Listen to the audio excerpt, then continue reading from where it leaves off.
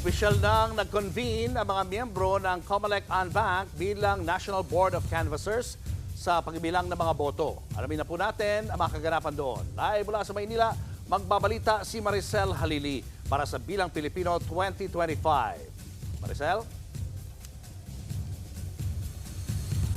Yes, Julius, bago kayo bigyan ng update tungkol dyan sa pagko-convene ng NBOC, bigyan ko muna kayo ng update tungkol sa nangyari kaninang umaga. Ang target ng COMELEC ay walang failure of elections sa buong bansa. Ito pa rin daw ang patuloy nilang tinatarget ngayong midterm election. Sabi nga ni COMELEC Chair George Garcia, so far okay naman daw yung flow ng elections pero hindi pa rin naiwasan ang ilang aberya. Alas 4 pa lang ng umaga, umikot na sa Silang Central Elementary School si COMELEC Chair George Garcia para tingnan ang pagbubukas ng presinto ng alas 5 ng umaga para sa senior citizens, PWDs at pregnant women. Maayos naman ang sitwasyon sa lugar pero may natanggap na report ang COMELEC na bukod sa tagal ng usad ng pila, sobrang init din sa mga polling precinct.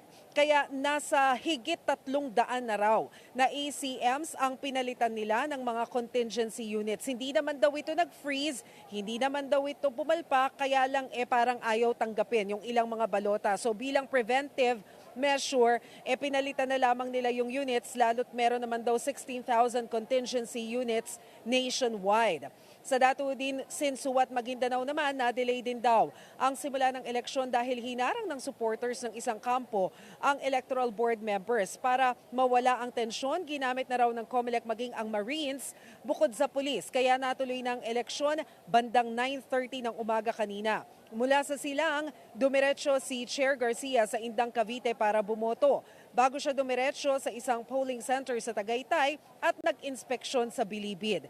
Alas 6 ng umaga hanggang alas 2 ng hapon ang botohan para sa higit 1,400 inmates sa Muntinlupa.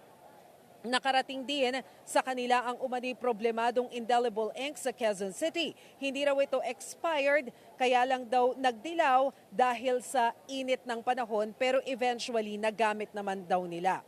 Lumibot din sa 2 mall sa Maynila ang COMELEC Chair.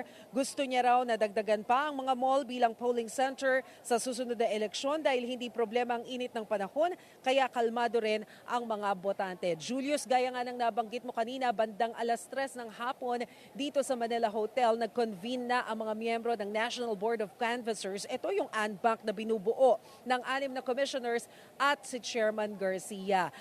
Dito ipinakita at inilahad yung mga gagamitin nila para sa canvassing, pero sinuspende rin at i-resume nila yan bukas ng alas 10 ng umaga, hoping na meron na silang mga natanggap na boto para simula ng canvassing. Pero bibigyan ko lang kayo ng update tungkol doon sa kakatapos-tapos lamang na press conference at Chair Garcia, 2 punto. Una, 19 na mga kandidato raw yung nabigyan na ng orders of suspension ng COMELEC. Sila yung may mga existing case na sa COMELEC pero hindi muna nila ito pinangalanan.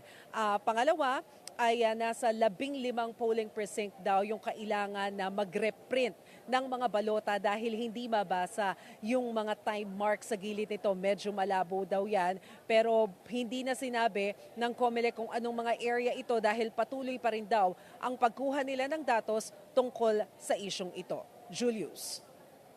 Maraming salamat, Maricel Halili.